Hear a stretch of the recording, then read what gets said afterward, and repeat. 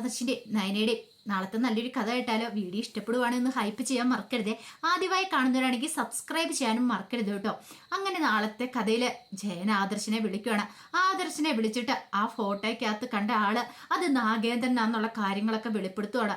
അത് കേട്ട് കഴിഞ്ഞപ്പോ തന്നെ ആദർശിന് ഒരു കാര്യം മനസ്സിലായി. അങ്ങനെയാണെങ്കിൽ അയാളായിരിക്കും ഇതിന്റെ പിന്നിൽ പ്രവർത്തിച്ചിട്ടുണ്ടായിരിക്കുക. ഒരു പക്ഷേങ്കില് ശത്രുവിനെ പോലെ ഇപ്പം മറിഞ്ഞിരുന്ന് പെരുമാറുന്ന ആള് അയാളായിരിക്കും എന്നൊരു ചിന്ത മനസ്സിലേക്ക് വന്നു. പക്ഷേങ്കിൽ എന്താ ഏതാ എൻ ജ്വല്ലറിയുടെ ഓണർ അയാളാണോ എന്നൊന്നും അറിയത്തില്ല. അപ്പൊ അതിനെക്കുറിച്ച് കൂടുതൽ അന്വേഷിക്കേണ്ടിയിരിക്കുന്നു. നന്ദുവിന് അപകടം ഉണ്ടാവാനായിട്ട് കാരണം അയാളാണോ? അങ്ങനെയാണെങ്കിൽ അബീവായിട്ട് അയാൾക്ക് ഇപ്പോഴും ബന്ധമുണ്ടോ എന്നൊക്കെ ഒരു ചിന്ത, നൂറ് ചിന്തകളും കാര്യങ്ങളും ആദർശന്റെ മനസ്സിലുണ്ട്. ആദർശ് അത് കണ്ടുപിടിക്കാൻ തന്നെ തീരുമാനിച്ചു. എല്ലാ സത്യങ്ങളും അധികം വൈകാതെ തന്നെ പുറത്തു വരിക തന്നെ വേണം. ഈ സമയത്ത് മൂർത്തി മുത്തശ്ശൻ നയനയ്ക്ക് മെസ്സേജ് അയച്ചിട്ടുണ്ട്. അത്യാവശ്യമായിട്ട് മോളെ ഒന്ന് കാണണമെന്ന് പറഞ്ഞ് മെസ്സേജ് അയക്കുകയാണ്. മെസ്സേജ് കണ്ട ഉടനെ തന്നെ നയന എലിസബത്തിനെ പോയി കണ്ടിട്ട് എലിസബത്തിനോട് പറഞ്ഞു, എലിസബത്ത് ചേച്ചി എൻ്റെ കൂടെ മുത്തശ്ശനെ കാണാനായിട്ടൊന്ന് വരണമെന്ന് പറഞ്ഞു. എന്താ മോളെ കാര്യം എന്താണെന്ന് അറിയില്ല, അത്യാവശ്യമായിട്ടൊന്ന് കാണണമെന്ന് മുത്തശ്ശൻ പറഞ്ഞിട്ടുണ്ട്. അങ്ങനെ അവർ രണ്ടുപേരും കൂടെ മൂർത്തി മുത്തശ്ശനെ കാണാനായിട്ട് വന്നു. മുത്തശ്ശൻ പറഞ്ഞു, മോളെ ഞാൻ നിന്നെ വിളിപ്പിച്ച ഒരത്യാവശ്യ കാര്യം പറയാൻ വേണ്ടി. എന്താ മുത്തശ്ശ, എന്തെങ്കിലും പ്രശ്നമുണ്ടോ? നയനയ്ക്ക് ആകെപ്പാടെ ടെൻഷനായി. അതൊന്നുമല്ല മോളെ, ഒരു ഇന്റർനാഷണൽ ഡിസൈൻ ഫെസ്റ്റ് വരുന്നുണ്ട്. അപ്പൊ കേരളത്തിൽ നിന്നുള്ള ജ്വല്ലറിലാണ് മെയിനായിട്ടും അതിനകത്ത് പാർട്ടിസിപ്പേറ്റ് ചെയ്യുന്നത്. അതിനകത്ത് മോളും പങ്കെടുക്കണമെന്ന് പറഞ്ഞു. ഞാനോ? അതെ, മോള് പങ്കെടുക്കണം. മോൾക്ക് ഉറപ്പായിട്ടും അതിനകത്ത് വിജയിക്കാണ്ട് സാധിക്കുമെന്ന് പറഞ്ഞു. അല്ല മുത്തശ്ശ, അത് മോളൊന്നുകൊണ്ടും പേടിക്കണ്ട, ഞാനല്ലേ പറയണത്. മോളെ കൊണ്ട് അത് സാധിക്കും, എനിക്ക് ഉറപ്പുണ്ടെന്ന് പറഞ്ഞു. മുത്തശ്ശനൊരു ആത്മവിശ്വാസമൊക്കെ കൊടുത്തു. നയന പറഞ്ഞു, ഞാൻ പങ്കെടുക്കാം മുത്തശ്ശ. പിന്നീട് മുത്തശ്ശൻ പറഞ്ഞു, മോളുടെ 3-ാം മാസ ചടങ്ങിന് പങ്കെടുക്കാൻ എനിക്ക് സാധിച്ചില്ല. പക്ഷേങ്കിൽ 7-ാം മാസ ചടങ്ങ് അങ്ങനെ ആയിരിക്കരുത്, വീട്ടിൽ വെച്ച് വേണം ആ ചടങ്ങ് നടത്താനായിട്ട്. അതെനിക്ക് നിർബന്ധമുണ്ട്. അതിനു മുമ്പ് തന്നെ ആദർശ സത്യങ്ങളൊക്കെ തിരിച്ചറിയും. നമ്മളെ ചതിച്ചുകൊണ്ടിരിക്കുന്ന ആരാന്നുള്ള സത്യങ്ങളൊക്കെ പുറത്തു വരികയും ചെയ്യും. അങ്ങനെ ആദർശം മോളും കൂടെ വീട്ടിലേക്ക് തിരികെ വരും. ആ ഒരു പ്രതീക്ഷയല്ല ഞാനെന്ന് പറഞ്ഞു. അത് കേട്ട് കഴിഞ്ഞപ്പോഴത്തേനും നയന പറഞ്ഞു, എനിക്കും ആ പ്രതീക്ഷയുണ്ട്. പക്ഷേ എങ്കിൽ ഇതിനിടയ്ക്ക് ഒരു പ്രശ്നം ഉണ്ടായി മുത്തശ്ശാന്ന് പറഞ്ഞു. പിന്നീടാണ് മുത്തശ്ശനോട് കാര്യങ്ങളൊക്കെ പറയുന്നത്. നന്ദുവിന് അപകടം ഉണ്ടായ കാര്യങ്ങളെക്കുറിച്ചൊക്കെ പറയണം. അത് കേട്ടപ്പോൾ മുത്തശ്ശൻ പറഞ്ഞു, അങ്ങനെയാണെങ്കിൽ നന്ദുവിനെ അപായപ്പെടുത്താൻ തന്നെ അവർ ശ്രമിച്ചതായിരിക്കും. മോള് വിഷമിക്കൊന്നും വേണ്ട. ഇനി നന്ദുവിനൊരു പോറൽ പോലും പറ്റാതെ ഞങ്ങൾ നോക്കിക്കോളാം. അക്കാര്യമൊന്നും ഓർത്ത് മോള് ടെൻഷൻ അടിക്കണ്ടെന്ന് പറഞ്ഞു. അങ്ങനെ നയനെ എലിസബത്തും കൂടെ അങ്ങോട്ട് പോയി. പിന്നീട് നന്ദു വീട്ടിലേക്ക് വരുന്നുണ്ട്. നന്ദു വീട്ടിലേക്ക് വരുമ്പോഴത്തേനുമാണ് കനകയും ഗോവിന്ദനും നന്ദുവിന്റെ നെറ്റിയിലെ ആ മുറിവും കാര്യങ്ങളൊക്കെ കാണുന്നത്. പെട്ടെന്ന് കനകയ്ക്ക് ടെൻഷനായി. കനക ചോദ്യം ചെയ്യുന്നുണ്ട് നന്ദുവിനെ. നന്ദു ഒന്നുമില്ലെന്നൊക്കെ പറഞ്ഞ് ഒഴിഞ്ഞു മാറാൻ ശ്രമിച്ചെങ്കിലും കനക വിട്ടില്ല. ഒടുവില് കാര്യങ്ങളൊക്കെ അറിഞ്ഞു കഴിഞ്ഞപ്പോഴത്തേനും കനകയ്ക്ക് ടെൻഷനായി. ഞാൻ അപ്പോഴേ പറഞ്ഞതാ ഈ പോലീസ് പണിക്ക് പോകണ്ടെന്ന്. പറഞ്ഞാൽ കേൾക്കുവോ? അതെങ്ങനെയാ? അപ്പൊ ഈ ജോലി തന്നെ മതിയെന്ന് പറഞ്ഞ് ഒറ്റക്കാലം നിൽക്കുമല്ലായിരുന്നോ? ഇങ്ങനെ പോയിട്ടുണ്ടെങ്കിൽ ജീവൻ പോലും തിരിച്ചു കിട്ടുമോന്ന് അറിയത്തില്ല. ഗോവിന്ദനും ഭയങ്കര ടെൻഷനായി. നന്ദു പറഞ്ഞു, അമ്മേ ഇങ്ങനെ ഓർത്ത് നമ്മൾ പേടിച്ചിരുന്നിട്ട് കാര്യമൊന്നുമില്ല. പിന്നെ പല സത്യങ്ങളും കണ്ടെത്തേണ്ടതായിട്ടുണ്ട്. ഇപ്പം മൂർത്തി ജ്വല്ലറിയുടെ കാര്യങ്ങളൊക്കെ അമ്മയ്ക്ക് അറിയാവുന്നതല്ലേ. ഇതിന്റെ പിന്നിൽ കളിക്കുന്നവരാണ് എന്നെ ഇല്ലാതാക്കാൻ ശ്രമിച്ചിരിക്കുന്നത്. ആദർശേട്ടനും നയനേച്ചിക്കും ആ വീട്ടിലേക്ക് കയറണമെങ്കിൽ ഇതിന്റെ പിന്നിൽ ആരാ കളിക്കുന്നതെന്നുള്ള സത്യങ്ങളൊക്കെ പുറത്തു വന്നേ മതിയാവുള്ളൂ. അപ്പൊ അതിനു വേണ്ടിയുള്ള പരിശ്രമത്തിലാണ് ഞങ്ങള്. അപ്പൊ ആ കള്ളക്കടത്ത് സ്വർണം പിടികൂടിയതിന്റെ പേരിലാണ് എൻ ജ്വല്ലറിക്കാർ എനിക്കിട്ട് പണി തന്നെ. കൃത്യസമയത്ത് തന്നെ ആദർശേണ്ണ അവിടെ എത്തിയതുകൊണ്ട് എനിക്കിപ്പോൾ ഒരു പോറൽ പോലും ഏറ്റില്ല. അതിനു മുമ്പ് ഞാൻ രക്ഷപ്പെട്ടെന്ന് പറഞ്ഞു. എന്നാലും എനിക്ക് നല്ല പേടിയുണ്ട് നന്ദു. നീ ഇങ്ങനെ ഇറങ്ങി നടക്കുമ്പോൾ ഒരു കാര്യം ചെയ്യുക, ഈ ജോലി തന്നെ അങ്ങോട്ട് വേണ്ടെന്ന് വെക്കാനൊക്കെ പറഞ്ഞുകൊണ്ട് കനക കുറെ ഉപദേശിക്കുന്നുണ്ട്. പക്ഷേ എങ്കിൽ നന്ദു ഒന്നും കേട്ടില്ല. അല്ലെങ്കിൽ നന്ദുവിനോട് പറഞ്ഞിട്ട് കാര്യമില്ലെന്നറിയാം. ഒന്ന് പറഞ്ഞു നോക്കിയതാണ്. നന്ദു അങ്ങോട്ട് കയറിപ്പോയി കഴിഞ്ഞപ്പം ഗോവിന്ദനോട് കനക പറഞ്ഞു, കണ്ടില്ലേ ഗോവിന്ദേട്ടാ, ഞാൻ പറഞ്ഞുകൊണ്ടൊന്നും ആയില്ല. ഗോവിന്ദനോടൊന്നും പറയാൻ മേലായിരുന്നോ? ബെസ്റ്റ്.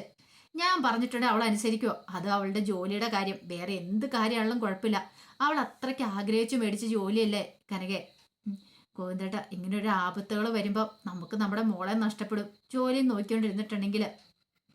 ഗോവിന്ദൻ പറഞ്ഞു, ഇപ്പം എന്ത് ചെയ്യാൻ പറ്റും? ഒന്നെങ്കിൽ അവള് ഈ ജോലി വേണ്ടെന്ന് വെക്കണം, അല്ലെങ്കിൽ ഇതിൻ്റെയൊക്കെ പിന്നാലെ പോകാതിരിക്കണം. അവളത് ജോലി വേണ്ടെന്നും വെക്കത്തുമില്ല, ഇതിന്റെ പിന്നാലെ പോവുകയും ചെയ്യും. അവളുടെ സ്വഭാവം നമുക്ക് അറിയാവുന്നല്ലേന്ന് പറഞ്ഞു. ആ സമയത്ത് നവീൻ അനിയെ കാണുന്നുണ്ട് പോയി. അങ്ങനെ അനിയെ കണ്ട് സംസാരിക്കുകയാണ്. അനിയോട് പറഞ്ഞു, അല്ല അവന്തികയായിട്ടുള്ള വിവാഹം അതിന് നീ എന്തിനാ വേണ്ടെന്ന് വെക്കുന്നേ? നല്ല പെങ്കൊച്ചല്ലേ അവന്തിക. അപ്പം നവീനാണെങ്കിൽ ഒരു ടെൻഷൻ.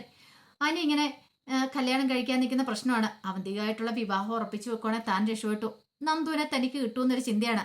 അങ്ങനെയാണ് അനാമികയായിട്ടുള്ള ഡിവോഴ്സ് എത്രയും പെട്ടെന്ന് തന്നെ വാങ്ങിച്ചു കൊടുക്കണം. അവന്തികയും ഇവനും തമ്മിലുള്ള വിവാഹം നടക്കട്ടെ. പക്ഷേങ്കിൽ അനി ഇത് കേട്ട് ഞാൻ പറഞ്ഞു, നിനക്ക് തോന്നുന്നുണ്ടോ നവീനെ ഞാൻ അവളെ കല്യാണം കഴിക്കുമെന്ന്? അല്ല, നീ എന്തുകൊണ്ട് അവളെ വിവാഹം കഴിക്കാത്തെ? അത് പിന്നെ എൻ്റെ മനസ്സിലൊരു പെണ്ണുള്ളതുകൊണ്ടല്ലേ. ഇത് കേട്ട് കഴിഞ്ഞപ്പോൾ അനി പറഞ്ഞു, കാര്യമൊക്കെ ശരി തന്നെ, പക്ഷെ അവളെ ഞാൻ ഇന്ന് വരെ ആ സ്ഥാനത്ത് കണ്ടിട്ടില്ല. ഞാൻ എൻ്റെ ഒരു പെങ്ങളെ പോലെ കണ്ടിരിക്കുന്നേ. ഇത്ര നാളായി, ഇന്ന് വരെ ഞാൻ അങ്ങനെ കണ്ടിട്ടുള്ളൂ. മറിച്ച് എനിക്ക് ചിന്തിക്കാൻ പോലും പറ്റില്ല. അവൾക്ക് എന്നോട് ഇഷ്ടമുണ്ടെന്ന് കരുതിയിട്ട് എനിക്ക് അങ്ങോട്ട് ഇഷ്ടം തോന്നണമെന്നൊന്നും ഇല്ലല്ലോ. നവീൻ പറഞ്ഞു, ഞാൻ നോക്കിയിട്ട് നിനക്ക് എന്തുകൊണ്ടും ചേരുന്നൊരു ബന്ധുവാ. അവന്തിയെ കാണാനും മേടിക്കുക. പിന്നെ നിന്റെ കുടുംബത്തിലൊരു കുട്ടിയല്ലേ, അപ്പൊ പിന്നെ വേറെ ഈ അനാമികയെ പോലെ പ്രശ്നങ്ങളൊന്നും ഉണ്ടാകത്തില്ല. നല്ല രീതിയിൽ തന്നെ മുന്നോട്ട് പോവാലോ. അത് കേട്ടപ്പോൾ അനി പറഞ്ഞു, ഇനിയിപ്പം നീ എന്നല്ല ആരൊക്കെ പറഞ്ഞാലും ശരി, അവളെ വിവാഹം കഴിക്കാനായിട്ട് ഞാൻ ഒരുക്കമല്ല. ചിലപ്പോൾ നിന്നോട് പറഞ്ഞു കാണുമല്ലേ, എൻ്റെ അമ്മ ആരെങ്കിലും പറഞ്ഞു കാണുമായിരിക്കും എന്നോട് പറഞ്ഞൊന്ന് സമ്മതിപ്പിക്കണമെന്ന്. അതുകൊണ്ടല്ലേ നീ പറഞ്ഞതെന്ന് ചോദിച്ചു. അപ്പോഴേക്കും നവീൻ പറഞ്ഞു, അങ്ങനെയൊന്നും പറഞ്ഞില്ല. അവന്തികയുടെ കാര്യം കേട്ട് കഴിഞ്ഞപ്പോൾ എനിക്ക് തോന്നി നീ അവളും കൂടെ ചേരുമെന്ന്. ഒരു പക്ഷേ എൻ്റെ മനസ്സിൽ വേറൊരു പെണ്ണില്ലായിരുന്നെങ്കിൽ ഞാൻ നോക്കിയിട്ട് എനിക്ക് അവളെ ഇഷ്ടപ്പെട്ടേനെ. പക്ഷേ എൻ്റെ മനസ്സിൽ വേറൊരു പെണ്ണുണ്ടല്ലോ, അതുകൊണ്ട് മാത്രം, നന്ദു ഉള്ളതുകൊണ്ട് മാത്രം. അല്ലായിരുന്നെങ്കിൽ ഞാൻ അവന്തിയോട് ഓക്കെ പറഞ്ഞാനെ. ഇപ്പം ഞാൻ നോക്കിയിട്ട് നിനക്ക് ചേരുന്ന പെണ്ണവള്. പക്ഷെ അനി സമ്മതിച്ചില്ല. നവീന് മനസ്സിലായി അനി എന്താണെങ്കിലും സമ്മതിക്കില്ല. കാരണം അനിയുടെ മനസ്സിൽ നന്ദു ആണല്ലോ, നന്ദുവിനോടുള്ള പ്രേമമാണ്. അത് അപകടമാണ്. തനിക്ക് അവളെ കിട്ടാതെ പോകും. ഒരു പക്ഷേങ്കിൽ ഇനിയിപ്പം അവളോട് ഇവനെങ്ങാനും തനിക്ക് ഇഷ്ടമാണെന്നുള്ള കാര്യം പറഞ്ഞിട്ടുണ്ടെങ്കിൽ തിരിച്ച് അവൾക്കും ഇഷ്ടമാണെന്നെങ്ങാനും പറഞ്ഞാൽ തീർന്നു. ആ ഒരു ടെൻഷൻ നവീൻ്റെ മനസ്സിലുണ്ടായിരുന്നു. പക്ഷെ നവീൻ അറിയില്ലല്ലോ അവർ തമ്മിൽ പ്രണയത്തിലാന്നുള്ള കാര്യങ്ങളൊന്നും അറിയണ്ടായിരുന്നില്ലല്ലോ. പിന്നീട് നവീൻ പോയി കഴിഞ്ഞപ്പോൾ അനി നന്ദുവിനെ ഒന്നുകൂടെ വിളിച്ചു നോക്കുവാണ്. അങ്ങനെ വിളിച്ചു കഴിഞ്ഞപ്പോഴത്തേനുമാണ് നന്ദു ആ കാര്യങ്ങൾ പറയണേ. നന്ദു പറഞ്ഞു, എനിക്ക് നിന്നെ ഒന്ന് കാണണമെന്ന് പറഞ്ഞു. അങ്ങനെ ഒടുവിൽ നന്ദു അനിയെ കാണാനായിട്ട് വന്നു. അനിയെ കാണാൻ വന്നതിന് ശേഷമാണ് ഇന്നലെ രാത്രി പോയപ്പോഴുള്ള സംഭവങ്ങളെക്കുറിച്ചൊക്കെ പറയണേ. എല്ലാം കേട്ട് കഴിഞ്ഞപ്പോൾ എനിക്ക് ആകപ്പാട് ടെൻഷനായി. അനി പറഞ്ഞു, എന്നിട്ട് ഒരു വാക്കുപോലും നീ പറഞ്ഞില്ലോ നന്ദു? അതെങ്ങനെ പറയണേ, ഞാൻ വീട്ടിൽ നയനേച്ചിയുടെ ഒപ്പമല്ലേ കിടന്നേ, അതുകൊണ്ട് എനിക്ക് പറയാൻ പറ്റിയില്ല. പിന്നെ ആകെപ്പാടെ ഒരു ടെൻഷനായിരുന്നു അവർക്കൊക്കെ, വല്ലാത്തൊരു പേടിയായിരുന്നു. അതുകൊണ്ടാണ് എന്നോടൊപ്പം നയനേച്ചി കിടക്കുകയും ചെയ്തേ. അത് കേട്ടപ്പോൾ അനി പറഞ്ഞു, ഇനിയിപ്പോൾ പ്രശ്നമാവുമോ? ജ്വല്ലറിക്കാർ അടങ്ങിയിരിക്കില്ല. അവരെന്തൊക്കെ ചെയ്യുന്നു പറഞ്ഞാലും ഒരു കാര്യമില്ല. ആദർശേട്ടൻ കൃത്യസമയത്ത് തന്നെ എത്തി. അല്ല നന്ദു, ഇനി അവർ പിന്നാലെ വരുമോ? കാരണം അവരടങ്ങിയിരിക്കും തോന്നില്ല. എനിക്കറിയാടാ, എന്തൊക്കെ സംഭവിച്ചാലും ശരി ഞാൻ പിന്മാറുന്ന പ്രശ്നമില്ല. കാരണം അവരെക്കുറിച്ചുള്ള സത്യങ്ങളൊക്കെ പുറത്തു വരണം എത്രയും പെട്ടെന്ന്. അതിനിപ്പം കാലതാമസം ഉണ്ടായിക്കൂടാ. അതിനു വേണ്ടിയിട്ടുള്ള ശ്രമത്തിലാണ് ആദർശേട്ടനും നയനേച്ചിയൊക്കെ. അപ്പോൾ അവരോടൊപ്പം ഞാനും പങ്കാളിയാവണം. അല്ലാതെ എനിക്ക് മാറി നിൽക്കാൻ പറ്റില്ല. ആ കള്ളക്കടത്ത് സ്വർണം വന്ന വഴിയെക്കുറിച്ചൊക്കെ കൃത്യമായിട്ട് അറിയണം. ഇതിൻ്റെ പിന്നിൽ ആരാ ഉള്ളതെന്ന് അറിയണം. എൻ്റെ ജീവൻ പോയാലും ശരി, ഞാൻ അവസാനം വരെ പോരാടും. അതിനൊരു മാറ്റം ഉണ്ടാകത്തില്ല. കൃത്യസമയത്ത് ആദർശേട്ടൻ എത്തിയതുകൊണ്ടാണ്. ആദർശേട്ടനെ സഹായിക്കുന്ന ആരോ ഒരാളുണ്ട്. ഈ പറയുന്ന ജ്വല്ലറിക്കകത്തുള്ള ഒരാളുണ്ട്. കൃത്യമായിട്ട് ഡീറ്റെയിൽസും വിവരങ്ങളൊക്കെ കൊടുക്കുന്ന ആദർശേട്ടന്. അതുകൊണ്ടാണ് ആദർശേട്ടൻ എന്നെ വന്ന് രക്ഷിക്കാൻ പറ്റിയത്. സാരമില്ല, ഇനി ഇങ്ങനെ എന്തെങ്കിലും ആപത്തുണ്ടാകുന്ന സമയത്ത് ആദർശേട്ടന് കാര്യങ്ങളൊക്കെ അറിഞ്ഞോളും. ആദർശേട്ടൻ എന്നെ വന്ന് രക്ഷിക്കാൻ പറ്റുമെന്ന് തന്നെ എൻ്റെ വിചാരം. അപ്പോഴേക്കും അനു പറഞ്ഞു, അത് ഇപ്പോഴൊന്നും അങ്ങനെ ഉണ്ടായെന്ന്, എപ്പോഴും അങ്ങനെ ഉണ്ടാവെന്ന് പറയാൻ പറ്റില്ല. ചിലപ്പോൾ അവർക്ക് ആദർശേട്ടനെ അറിയിക്കാൻ പറ്റിയില്ലെങ്കിലോ. അങ്ങനെ വന്നിട്ടുണ്ടെങ്കിൽ നന്ദു, നിന്റെ ജീവൻ ആപത്താണ്, നീ അതെന്താ മനസ്സിലാക്കാത്തെന്നൊക്കെ ചോദിച്ചുകൊണ്ട് അനി കുറെ ഉപദേശിക്കുന്നുണ്ട്. നന്ദു പക്ഷെ അങ്ങനെ വിട്ടുകൊടുക്കാനായിട്ട് ഒരുക്കമായിരുന്നില്ല. നന്ദു പറഞ്ഞു, എന്തൊക്കെ സംഭവിച്ചാലും ശരി, ഇതിന് മുകളിലുള്ള അയാളെ ഞാൻ കണ്ടെത്തുക തന്നെ ചെയ്യും, ഒരു മാറ്റവും ഇല്ലാന്ന് പറഞ്ഞു. പിന്നീടാണ് നന്ദുവിനെ വിളിച്ചിട്ട് ആദർശ് ആ കാര്യം പറയണേ. ആ ഫോട്ടോയ്ക്കകത്ത് കാണുന്ന ആള് അത് നാഗേന്ദ്രനാന്നുള്ള കാര്യങ്ങളൊക്കെ നന്ദുവിനോട് പറയുന്നുണ്ട്. അപ്പോഴേക്കും നന്ദുവിന് ചില സംശയങ്ങളുണ്ടായി. ഇനിയിപ്പം അബിക്ക് ഈ കാര്യങ്ങളൊക്കെ അറിയാവോ?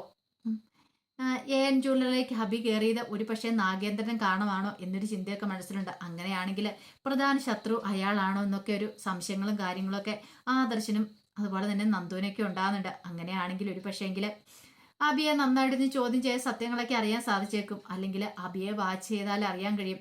അബി അയാളെ കാണാൻ പോകുന്നുണ്ടോ ഇല്ലേ എന്നൊക്കെയുള്ള കാര്യങ്ങളൊക്കെ അറിയാൻ സാധിക്കും എന്നൊക്കെ ഒരു ചിന്ത നന്ദുവിനുണ്ട്. നന്ദു അത് ആദർശനോട് പറയുന്നുണ്ട്. അങ്ങനെ ആ വഴിക്ക് അവർ നീങ്ങുവാണ്. അബിയെ ഫോളോ ചെയ്യാൻ തന്നെ തീരുമാനിച്ചു. ഒരു പക്ഷേങ്കിൽ ഇനി അബി പോയി നാഗേന്ദ്രനെ കാണുന്നുണ്ടെങ്കിൽ കുടുംബത്തിന്റെ പ്രധാന ശത്രു ആരാ എന്താന്നൊക്കെ അറിയാനായിട്ട് സാധിക്കും. അയാളാണോ ഈ കളികളൊക്കെ അഴിച്ചു വിട്ടിരിക്കണേന്ന്. എൻ ജ്വല്ലറിയുടെ ഓണർ പിരാമിയായിട്ട് ഡേവിഡിനെ നിർത്തിയിട്ട് അയാളാണോ എൻ്റെ തലപ്പത്തെന്നുള്ള കാര്യങ്ങളൊക്കെ അറിയാൻ സാധിക്കും എന്നൊക്കെ ഒരു ചിന്തയായിരുന്നു. അങ്ങനെ അവർ അതിന് വേണ്ടിയിട്ടുള്ള ശ്രമങ്ങളൊക്കെ തുടങ്ങുകയാണ്. അപ്പോൾ അതിൻ്റെ കഥകളൊക്കെയാണ് നമ്മൾ കാണാൻ പോകുന്നത്. ആ വിശേഷങ്ങൾക്കായി നമുക്ക് എല്ലാവർക്കും കാത്തിരിക്കാം കേട്ടോ. ഒരിക്കൽ കൂടി എല്ലാവർക്കും ശുഭരാത്രി നേർന്നുകൊണ്ട് നിർത്തുന്നു.